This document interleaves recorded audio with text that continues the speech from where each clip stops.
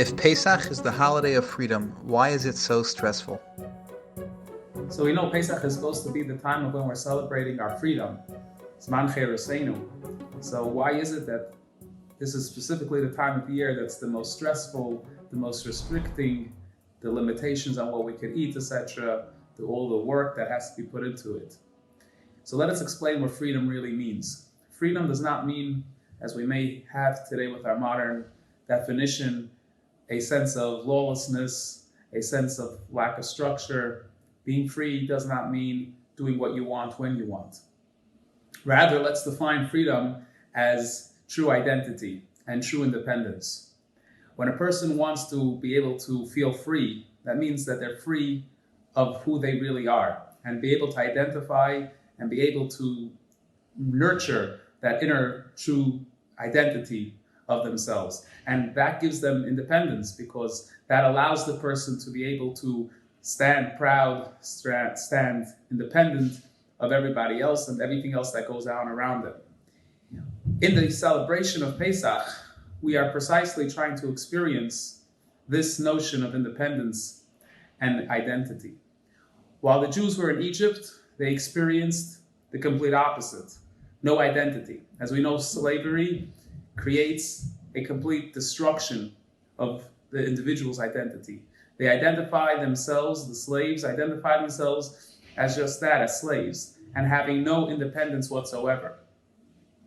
However, once God took us out of Egypt, that began with the process of us working within ourselves through introspecting our inner being and revealing our inner essence and identifying our inner essence as being a part of God and being religious people, and that came together with the giving of the Torah, etc.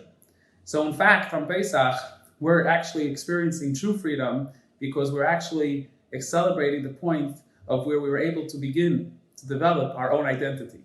And with that, as we said, you develop independence of the world's perhaps false or even destructive message or ways of life. This idea is very strongly symbolized in the idea of matzah and chametz in itself. Matzah and chametz seemingly are the same exact thing. In fact, halacha requires that matzah be made from the very same ingredients that is chametz. Just one has to make sure that it doesn't come chametz. It's flour and water. Just the difference is chametz rises. Matzah is not supposed to rise.